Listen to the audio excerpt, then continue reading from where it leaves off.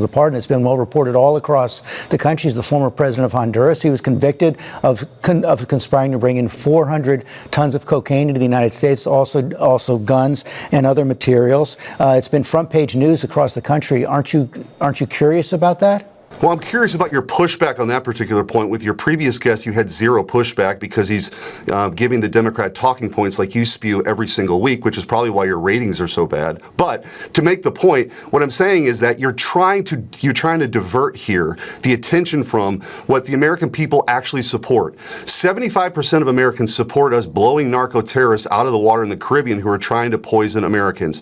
There's no real legal debate about the ability to do that. Now, you could have a policy discussion about it, which now you see the Democrats pivoting from the second strike and the war crimes allegation to really what this whole thing is about. Should we be doing it in the first place? I have way more sympathy for my friends, my cousins, my neighbors, those people who've been poisoned by these narco-terrorists, people who've been skinned alive by these cartels as they bring people to the United States, than I do for these narco-terrorists. I mean, that's just the reality of the situation. So there's legal justification for it. He's doing it. We do have more of a focus on our interests now in the Western Hemisphere, and I'm thankful for that. Do you support the pardon of the convicted drug smuggler or not? George, like I said, what we're talking about here are the narco-terrorists poisoning Americans.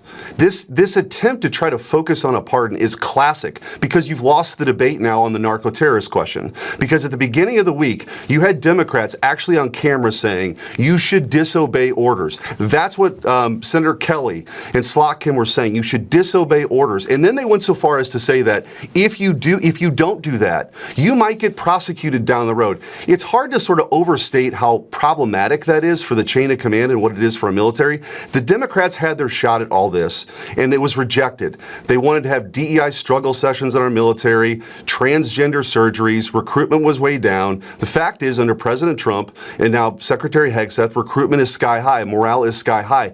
They're upset about that because they had an agenda that said that America could be everywhere all at once all the time. Now we have a president that's a realist focusing on core national interest, including protecting Americans from being poisoned by the narco-terrorists.